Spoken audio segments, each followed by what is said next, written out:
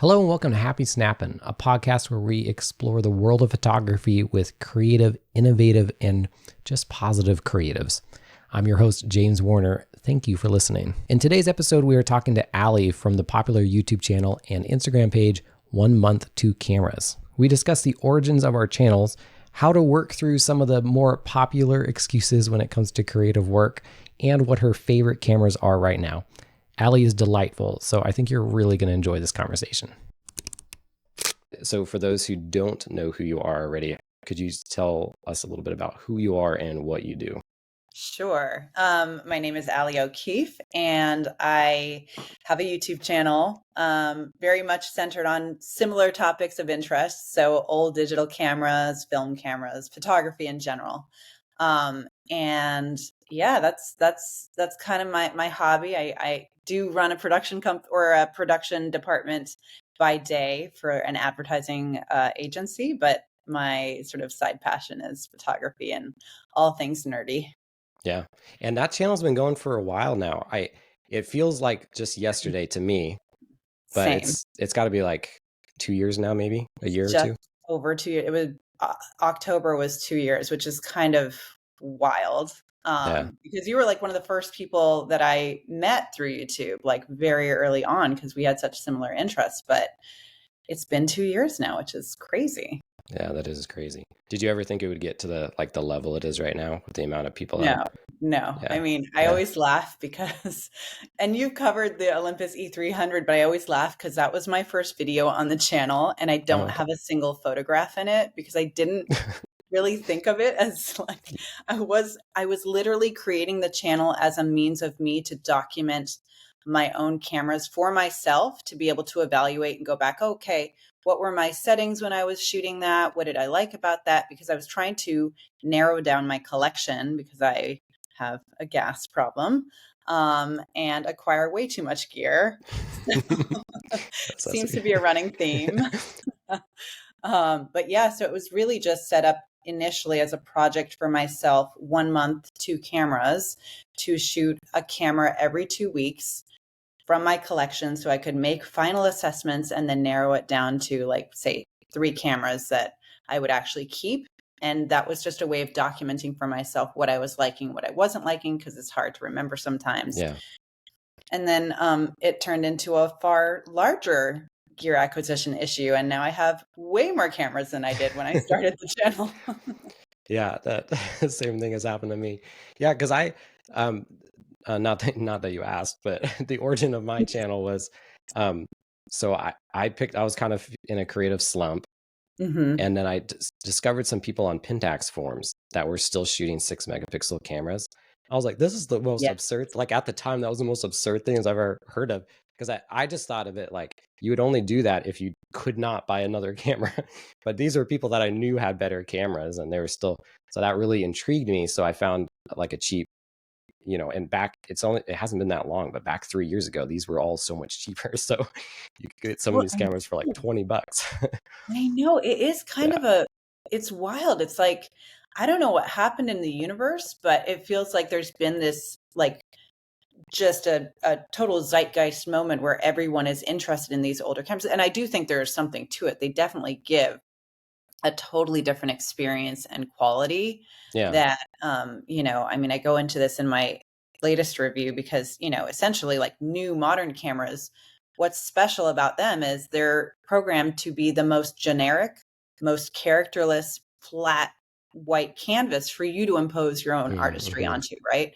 But in the olden days, like, the goal of camera manufacturers were to port people over from film to digital. So they baked in character, and also they were obviously limited by technology. So CCD Sure. sensors Right. and all Yeah. of that. But so you get something out of camera that's just interesting, but also outdated. And it just, in a overly saturated world of imagery, I think it does give you something a little different, which is, without a lot of effort. So, I just think it's interesting, though, to your point, 3 years ago, it wasn't, it was still easy to get those cameras. And now Yeah. it feels harder and harder to Yeah. sort of find the ones that are so desirable. Yeah. And I was surprised, like you have been, the amount of people that share the same interest. And that was so validating and cool, was to meet people from all over the world that like, hey, yeah, I also like, I'm like, what? There's more of us out here. That's a like especially cool to me is like all the people that reach out to me from like Pakistan or like Peru, like all these places where you're like, wow, that's so cool. Like this is like some really nichey type of, Mhm. interest that resonates all over the place. And, I'm sure I like to think that cameras might still be accessible in those places for people to get into photography as well. Right. Yeah. Yeah. And often that's, yeah, some people come at it from different angles. So I had a better camera at the time and got an older camera anyway. But for some people, they just like literally can't afford anything Yeah, else. So totally. hopefully for them, I try to make it like, because I'll encounter them and they'll buy their first camera. And I just think they just have never thought that you could buy an older camera. And they're like, I can't Exactly. afford these $1,000 cameras. Like, well, just buy a $50 camera or whatever. Exactly. So that's Yeah. cool to No me bad too, to think cameras. about those people. Yeah, I know. And I think that's wonderful, especially young people. I mean, my kids, we both have kids. Mhm. My kids, they get all of my cameras. They get to go in my camera drawer and pick out what they want to shoot with for the day. And it's like just that fluidity of, being able to have access to those things is pretty awesome. Yeah, it is really cool. I'm curious about your history with photography, because you've talked about that a little bit on your channel. Like your dad was a photographer, Yes. and Yeah. so you had some really early experiences on, and then kind of through your life, some different ups and downs. So I'm just curious some of your history. Yeah, for sure. Well, yes, as you said, my dad was a photographer. My uncle was a photographer, my grandfather was a photographer, and now my husband's a photographer. Okay, wow, yeah, So it's been very genetically programmed into me in some ways. And it's really interesting because I had an opportunity in my 20s to be a full-time photographer. I had an agent who was interested in my work at the time. I was like pretty new to photography, but again, what we were talking about, I have this like very obsessive personality. So when I get into something, I get into it pretty yeah. hard and fast. And what was Um, your work at the time? What were you shooting? I was a producer. So I was still like producing for an agency. So I kind of fell into production as most people in production do. Fell into the sort of gig at an early age, and I was directing and writing and producing for a show on PBS. And then I transitioned into advertising, oh gosh, somewhere in my early 20s. I can't remember exactly. And so as a means of trying to understand how to do video, I actually picked up a stills camera, like a digital camera. And my dad had built me a darkroom for my 14th birthday back in That's Iowa, awesome. which was amazing. And I have like all these amazing old prints from my first camera, which was a Minolta. So I had all this like background in photography, but at the time, as a young person, I didn't want to be spending all my, hard-earned money on film and chemicals and all that sort of stuff. So I kind of fell out of it.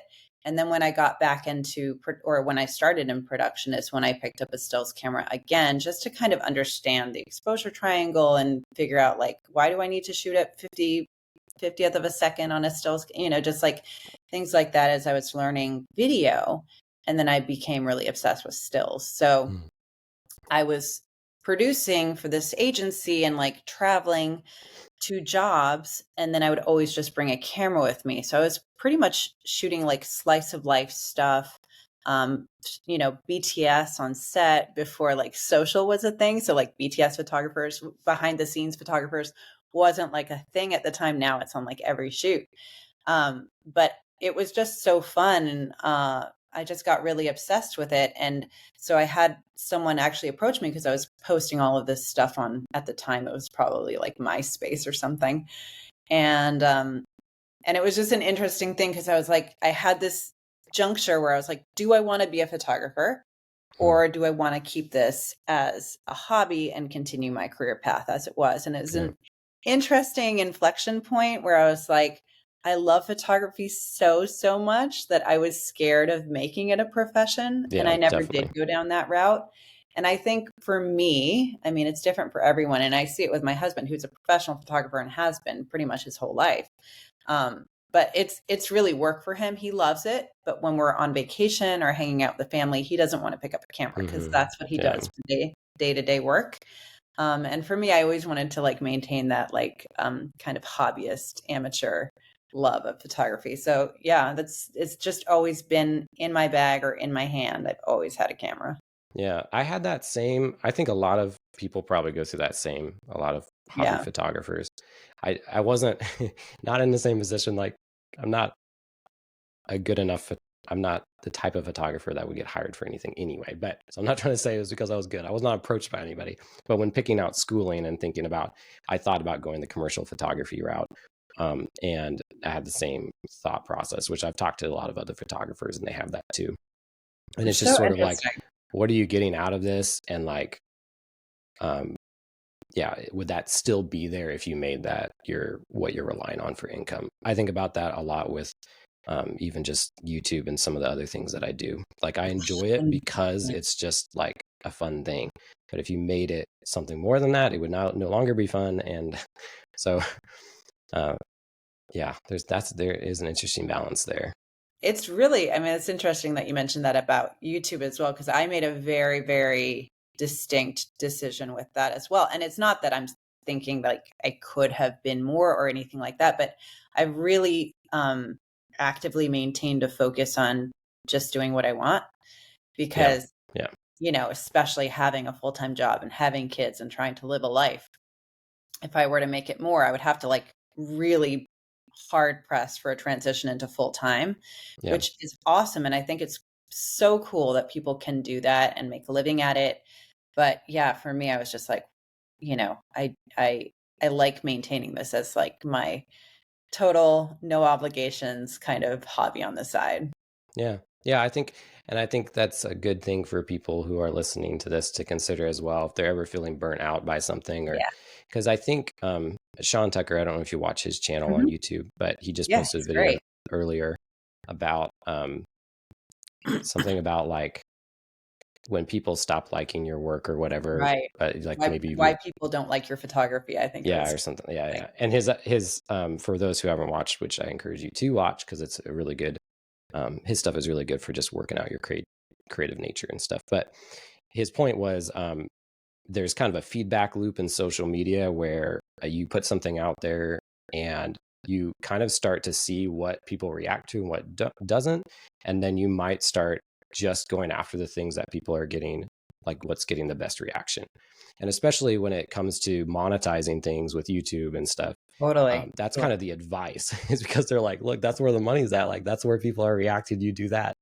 But it is so dangerous because not just for the fun factor, which we were talking about, like enjoying what you're doing, but also from just like your full potential as a expressing yourself Creative. creative. Yeah. Yeah. You're going to limit yourself. And those feedback loops are not what you think they are. It's not, you're not getting the best reaction because it's like legitimately your best expression of whatever. It's because of, whatever the trend is at the time or whatever, some connection that happened there. So, yeah, I do think about that a lot with photography and video. And it's felt really good to, like, a while back, same thing. I just had to walk through that myself and be like, I'm going to care a lot less about whether or not this video does this well or this post on Instagram does this well. I'm just 100%. doing what I'm doing. And then the Yeah. joy comes back and it's all good. And it's wonderful when, there is a response, like that's great. But like there are analytics sections to YouTube and Yeah. whatever. And I was just like, I'm just not even gonna look at it. I don't want to know because then that will influence or color, what I feel like I need to do. And I played on that edge for a little while where I was like, ooh, let's look. And then you're like, no, this is too easy. It's like that. Yeah. And I think the joy of, and again, it's like commercially or not, like if you want to go down that route, it's I have absolutely nothing against it. It's a solid living and it's like it's an honest earnings, but I'm also like I want to be able to do stuff that maybe my audience doesn't like and is not interested in, but maybe makes them think about something differently, or I want to completely change. I've actually just been thinking about this right now where it's like I've had a pretty similar format all along and it's like maybe I want to mess up my format and Mix it completely, up. yeah, just totally mix it up and maybe no one likes it and that's fine. It's an And that's experiment. fine. It's just an experimental sort of playground for me. Yeah. And also just thinking about the like the longer term, your longer term goals. And so if your goal is to kind of more discover and try things and whatever, then those like little misses don't really feel like misses anymore. Like if something doesn't land with an audience or whatever. There's back to the social media thing, it's kind of trained us to like we put something out there and like in 24 hours we are going to know whether or not, but life is so much longer, and like your work can be so much more impactful than that. It's not just like, okay, now on to the next thing, on to the next thing. So Totally. yeah, I think thinking about it long term is really good too. Well, and that gets to the whole like, which I, admittedly don't do enough of, but like, it's so hard to focus on a long-term project now. Like in terms of Mm, art and photography, I love the idea of just dedicating, a year or even just like 3 months to like one subject and really diving into it and not sharing anything. But yeah. of course, like if you're going to be working, you need to constantly be posting. There's a cadence, and maybe you post something different, but then it takes some focus away. So it's like I have so much admiration for people who are creators that are like, trying to also be artists and full time in either regard. It's a hustle. Yeah, yeah, definitely. Yeah, yeah. I used to think it was like, oh, they have it easy. Oh no. Like, no, they have it like that's like a way harder way to go in life. Yes, for Yeah, sure. but cool. Yeah, very cool. So, I guess on that same topic, then, what are some of the goals that you have with photography right now? Yeah, it's so interesting because I never really think of photography goals because this is a hobby. So it's really Yeah. just like I do love just like the day-to-day documentation of my family because that's obviously the most important thing to me. It's not necessarily like something I share extensively, but it does show up on my feed and whatnot. And because so much of my channel is tied to actual cameras that I'm testing in a window of time, it's really just kind of what I'm snapping that day. Hmm. But more broadly, I think for myself, like I it's so funny. Someone I think it was Polly B like posted a thing on Threads. He's like, "What are you wishing for Christmas?" Like obviously indicating like photography related items. And I was like, my wish would be for more time. Like Hmm. time always seems to be the pressing factor for me. Yeah. And but I feel like I, am just always trying to make it work no matter what. So my goals are just basically to make it work. That sounds like a really low bar. No, but Just that's to a keep photography in my life. no, that's a really good point though, because I talk to a lot of people as well, and that does seem to be a very common theme with Yeah. is that we have the gear, we like it, we would do more of it if we could and had time. So, what are some ways that you found you're still figuring it out, but what are some things that you found that help you find the time to take the photos that you want? Oh shoot, you cut out. I don't know if you can hear me. Oh, I can hear you. Can you hear me? Oh, okay, great. Okay, came back. I think I caught where you were going with that. What are Okay. times that ways that I find time? Yeah. Yeah. I mean, I do absolutely live by the adage of like I don't leave my house without my camera. I Mm, literally always have it on me. And I live in a and I don't think it's sort of necessarily just relevant to LA. I think it would work anywhere, but like there's always something happening when I leave my yeah. house. Like there was a giant the road split in half as I was driving at some point. I was like pulled out. I was like, "Oh wow. Well, I'm glad I have my camera for this," Yeah. things Yeah. like that. And I talked to the workers who came to repair the road, and it ended up being this like amazing conversation learning about the old water mains of LA that were built in the early 20s. It's just like all these interesting things that come out of that. And the pictures were nothing. Like I didn't share them. I don't need to share them because it wasn't ultimately about the pictures, but it was that experience, and having the camera kind of grants you permission to have all these Mm, experiences in life. So I really like that. But I do find that for myself, I just prioritize it, I guess. It's funny because a lot of my friends will, ask me like, "Oh, did you see this program on TV?" Or did you, I just do photography at the end of the day, like at night. That is when I'm done with work, after I put the kids to bed, the thing that relaxes me is to sit there and like either photo edit or like edit a YouTube video. That's my way of decompressing and unwinding. It may not be for everyone. That might be stressful, but I find it really soothing. So it's kind of like how I just got to get the shots in the day to then be able to do that at night. So I just make a point of always having Yeah. my camera with me. Yeah. So this is funny picturing then because like a lot of the shots on you that you share on Instagram and in your videos.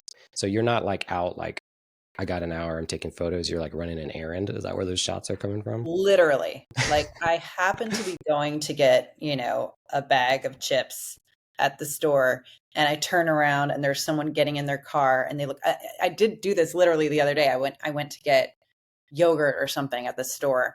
And I was sitting in my car and I look up and there's a woman facing me in her car smoking a cigarette. She looks like she's out of another time. I'm like, I'm just going to sit here and like creepily stalk her until I find the moment that I want. And I got that shot, and that was my post for that day. That's awesome. Yeah, I very rarely, in fact, I don't think I ever get like an hour to just go intentionally shoot. Yeah, That just, right. it just doesn't really fit in my schedule. Yeah. Yeah. So I have kids too. So if I, so I either am bringing a camera when I exercise, and so I go biking a lot. So almost a high percentage of the photos I have are like I was out biking. So I've combined exercise with photography, and That's that's how I awesome. found that time. And then, or I'm just with my kids, and so I like drag them out to some state park or something like, you're gonna find this one, and they do, which is good. Or we go camping or something. But yeah, exactly. There's not like really a time where you can be like, I'm just gonna go out and do this, because then Yeah. yeah. Yeah. Do your kids ever be like, Dad, put the camera away? Oh yeah, and it's gotten pretty bad though, because they don't like they don't really like their pictures being taken or something, Yeah. because I guess I do it too much or something. So hopefully that phase doesn't last. But my 6-year-old, she like with your kids, you were saying you give them cameras. So I have a drawer full of Digicam point and shoot cameras, and she just broke one. I'm like, here's another. Like we'll just go through these, and but she really likes it, and so that's been really fun actually, because we have gone sometimes. We'll take her to the park or something. We'll go on a little photo walk, and that's super rewarding to spend that time with her and do that. And I don't try to force it. Like if she does not like photography, whatever, that's fine.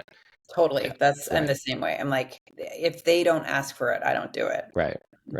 But I think there's just something natural, and whether or not they continue it as a hobby, I think most kids it's just fun taking pictures and snapping, especially when the pressure's totally off. She'll fill up an SD card with like 2,000 pictures of my shoes or something like, oh, while we're hiking. Like, cool, whatever. One thing I do with my kids, which I think is really fun, and we don't do this all that often, but sometimes if we're like, again, to your point, like sometimes I give it to them as like a reward. Like we're going to go, I'm definitely that we've got 3 hours. Let's go do something. I'm always trying to get them out to do stuff. Yeah. And so they'll take a camera, and then I'll say like at the end, we'll sit and I'll do a photo edit, and then like I'll make some selects, and then we'll print them. And so they love that process. Yeah. It's really fun. Yeah. So I need to get into printing. I have this is going to appear on my channel later, but I have gotten into thermal printing, like onto like like what receipt printers do, but you can print them on labels and stuff. But you can do some really like low resolution black and white stuff.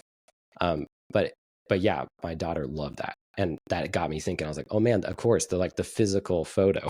Like, totally. Of course, that would be so cool to have. Like, take a picture. Now I have it here. So that's awesome. Yeah, no, they love it. It's so cool. And then I'll be like, what let's make an art project out of it. Whatever, they love it.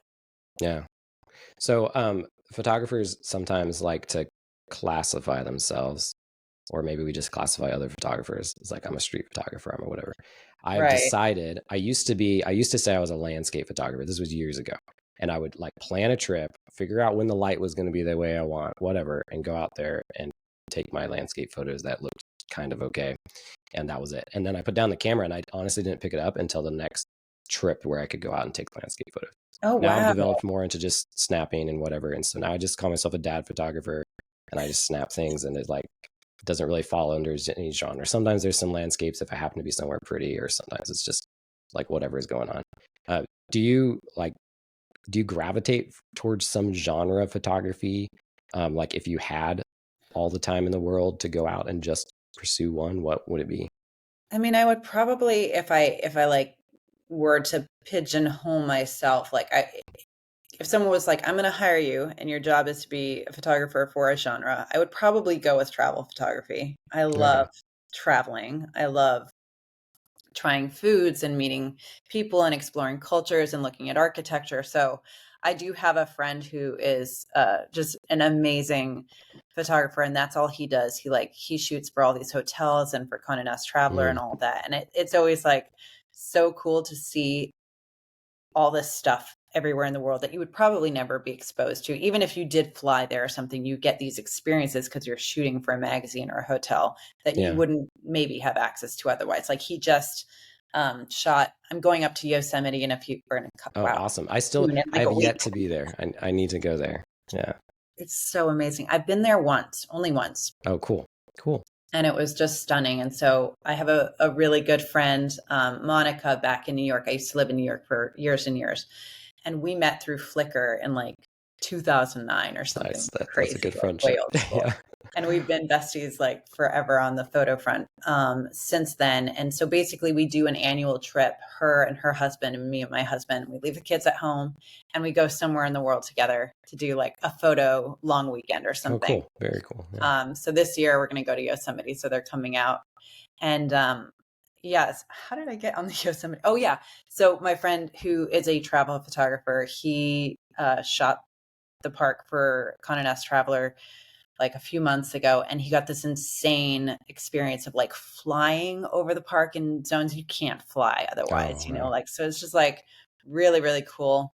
So I think if I had to like designate something, but that's certainly not reflective of my current life. Like I Yeah. do travel for work, but it's sort of, not that consistent.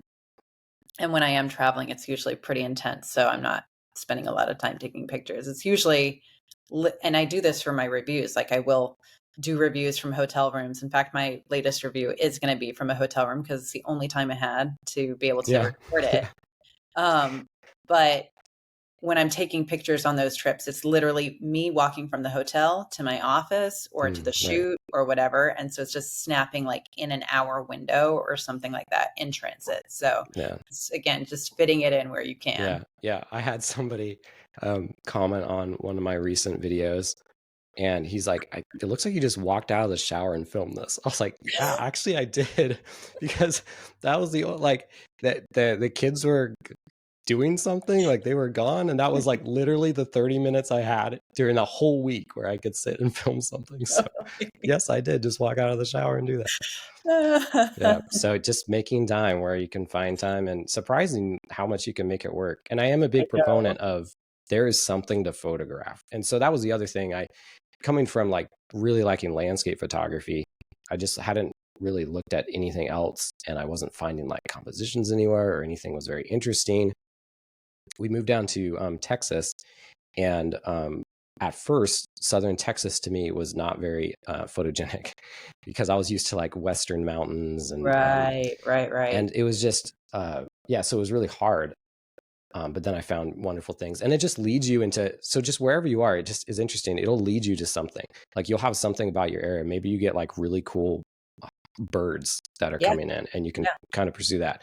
Maybe you do have cool old towns. Maybe you're in a metropolis kind of area. Maybe it's more just like broken barns. But so it's interesting how if you kind of have an open mind, you can find like your life circumstance can kind of 100%. There's always something. There's yeah. always something, even if it's just like photographing a ray of the way light is hitting a blank Yeah, yeah. wall, like there's always something. Mm, One of the greatest, and it's funny that it stuck with me because it was before I was even that into photography, but I was like getting into photography. It's somewhere in the early 2000s. And a good friend of mine at the time went out on a walk with me. And I'm like the most annoying person to walk with because I'll be like, I want to stop and take a picture of this. yeah, Sorry, can you yeah. hold on? And he was like, you know, it would be annoying, but the cool thing is that you make me look at things that I've never looked at before. And you're Mm, like, oh, that's like the biggest compliment I might have ever gotten. But it was true. It's just like, you're like, I'm really interested in this nut and bolt on this piece of scaffolding. Can we just stop and look at this for a minute? yeah, yeah, And you're like, oh, there's something everywhere. yeah. Yeah, that's cool. Yeah, it really is almost like I call it kind of like a sort of almost like a meditative process where, because you're kind of whatever else you were thinking about, you're letting go, and you're just looking for stuff, and you can That's find a it great anywhere and analogy. be Yeah. It's grateful like, for it and happy about it. Yeah. it's like sand art for the Tibetans, right? Yeah. You're like Yeah. just sitting there scraping the Yeah. environment for things. Yeah. Yeah. That's really cool. Let's talk about, because I know you wanted to touch on this, talk about being inclusive in our photo environments. So whether that's in person at meetups or online, in the whether that's a forum or a YouTube comment section, Instagram or whatever, just making people feel welcome, invited. Yeah.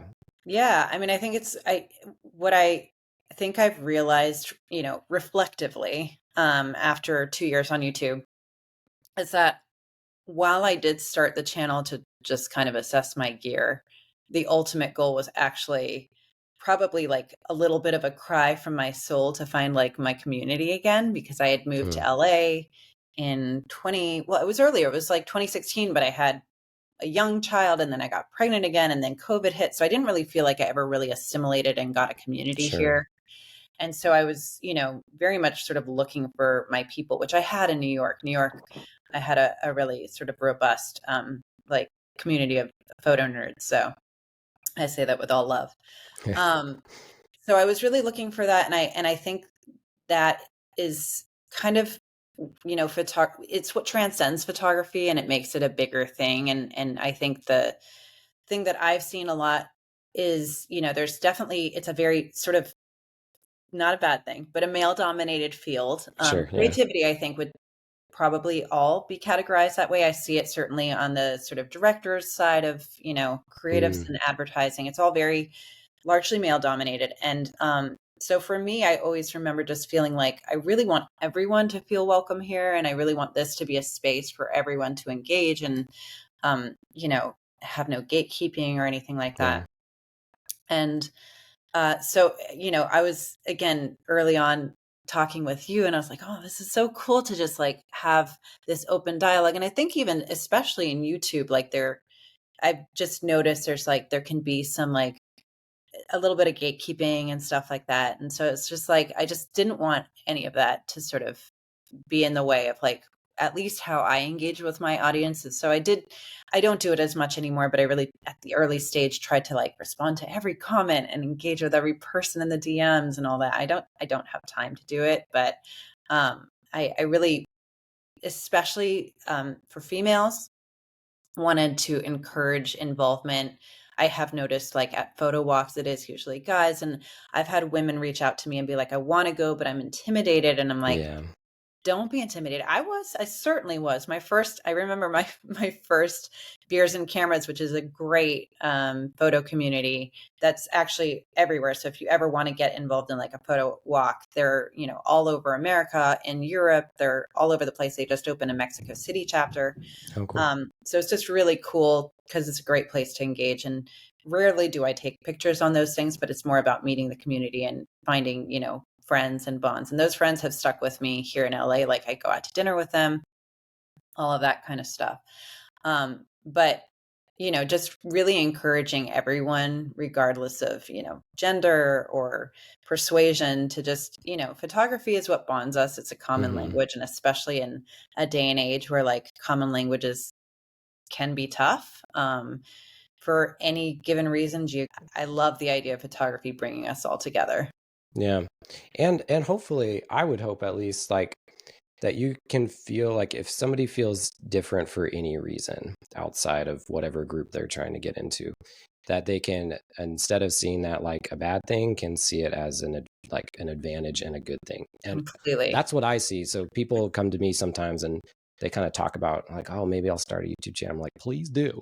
Yes. Because like I don't want to be the only one, and I'm not. There's lots of other really good people talking about old cameras right now. But I'm like, there's more the merrier. They're like, there is still room, and it's cool to see different people's perspectives, their different styles. And yeah, we could use a lot more females on YouTube talking about cameras, not Totally. to, Yeah. but that'd be cool.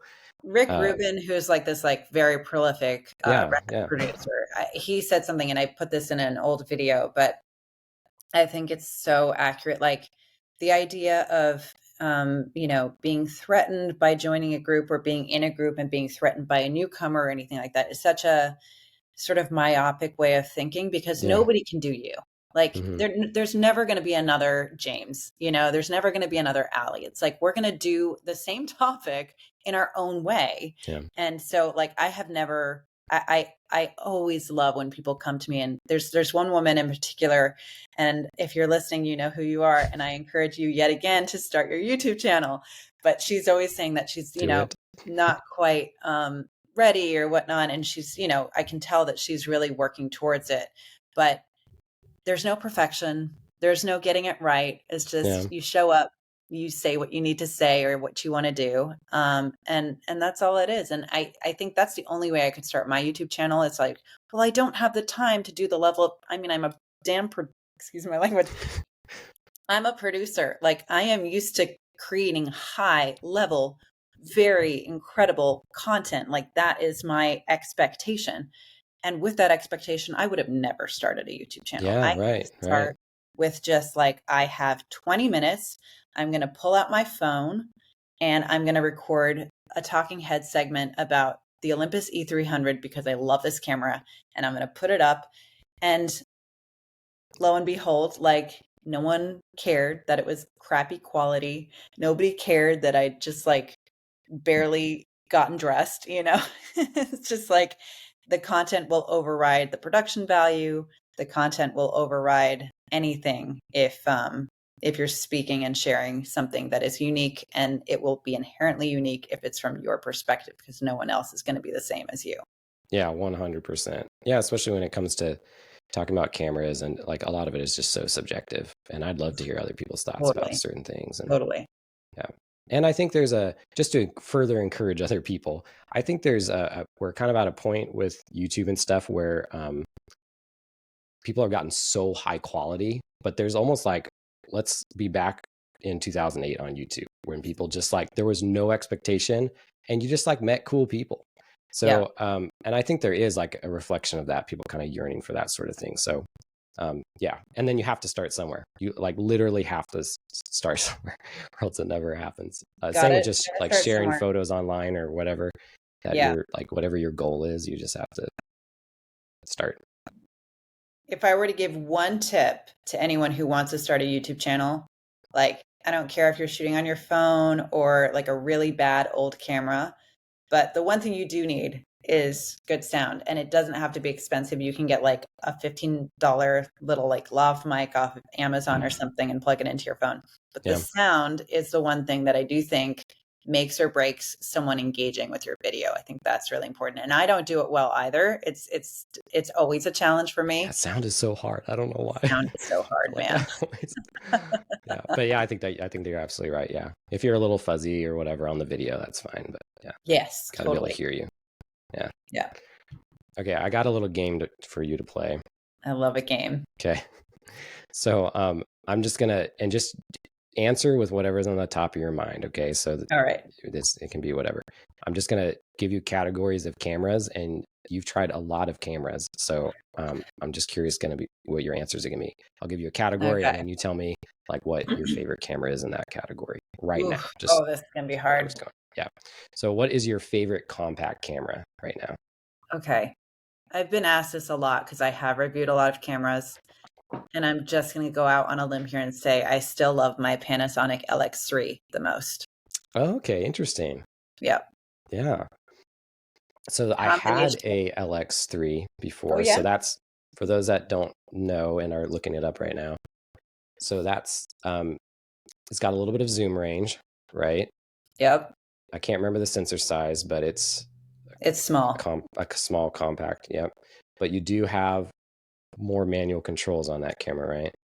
You do. Yeah. I, for me, really like the ergonomics of it because you do have a Mm. lot of manual control. You can shoot in RAW, which I do recommend with that camera.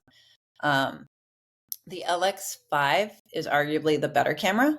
It has a little bit more zoom range, a few other little things, but I think I have an emotional attachment to the LX3. Gotcha. Yeah. Well, that's cool.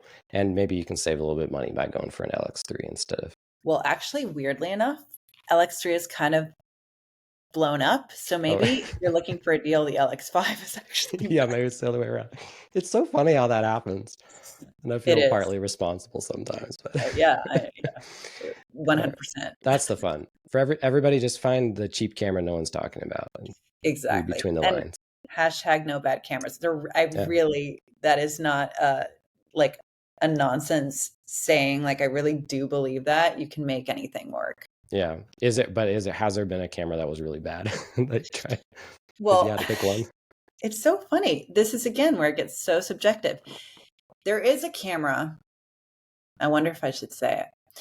There's a camera that I absolutely love ergonomically, and I think has a lot of potential, but that I just, for whatever reason, did not end up just completely falling in love with. And I never reviewed it on the channel.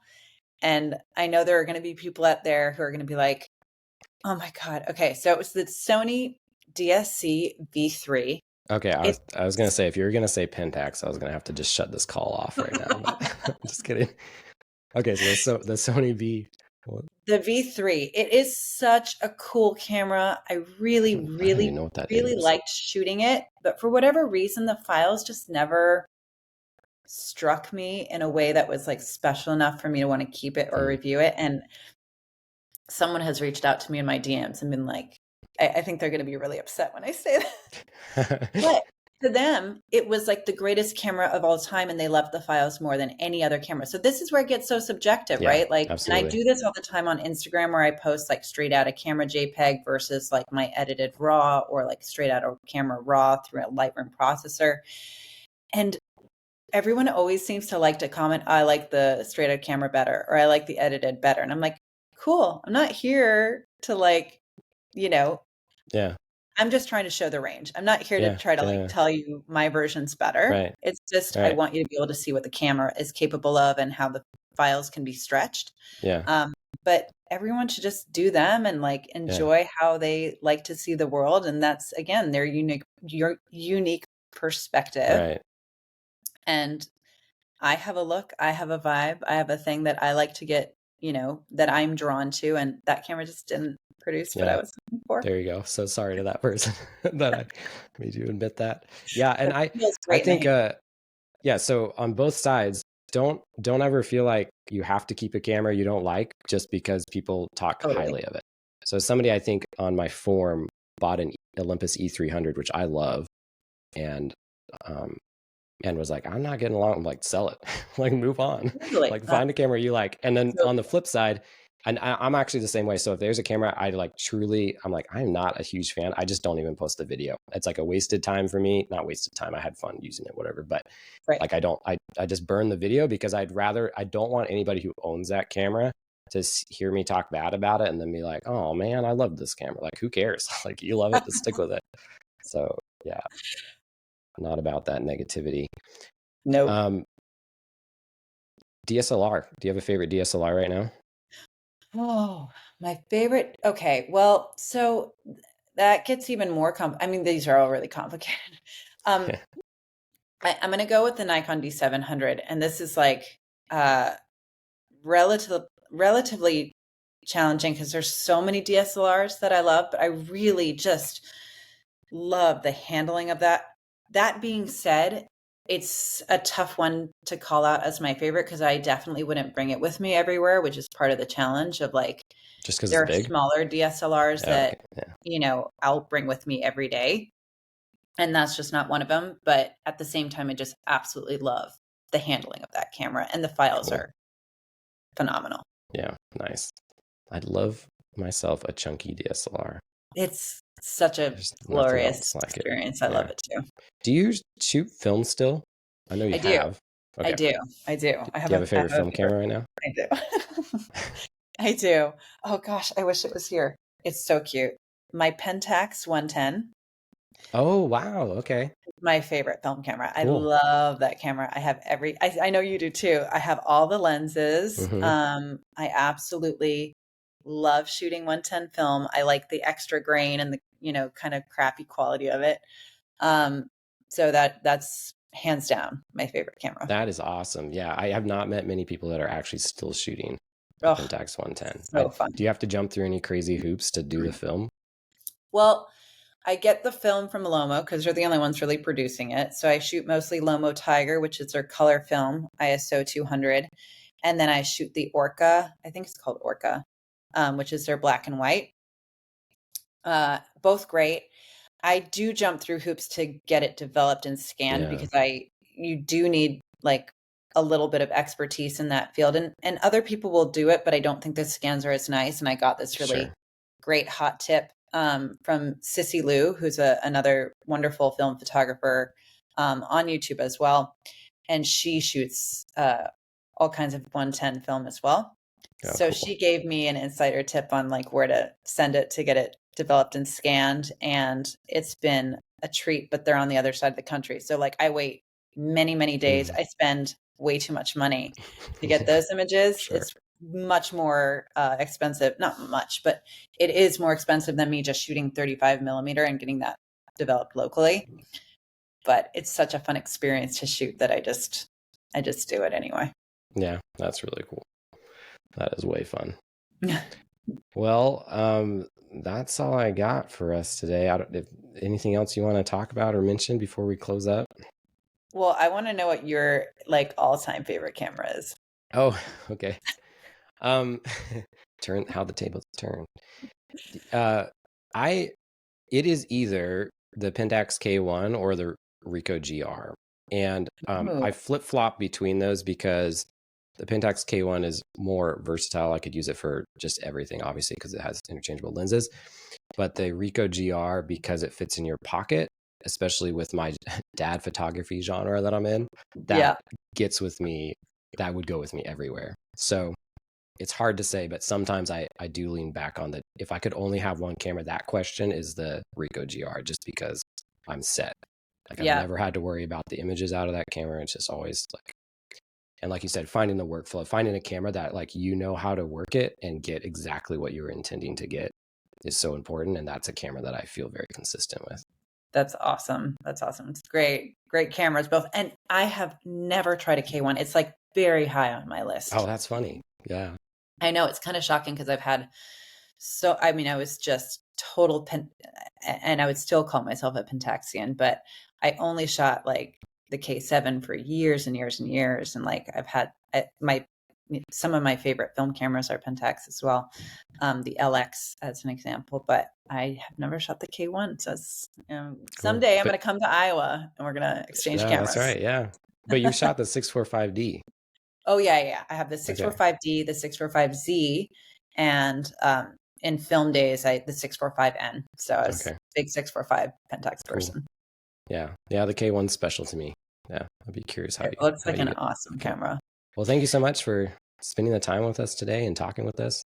Thank you. This was fun. Thanks for joining me for this episode of Happy Snappin'. I hope you found this discussion insightful. I have many more episodes in the works with creative and interesting photographers, so subscribe if you want to see more of those. I'd also love to hear your comments and thoughts about this episode and any general questions you may have or suggestions for future episodes, so please leave those. You'll find more information about this podcast along with a forum for like-minded photographers and more at www.snappiness.space. All right, go out there and take pictures wherever you are and with whatever gear you have. And until next time, happy snapping.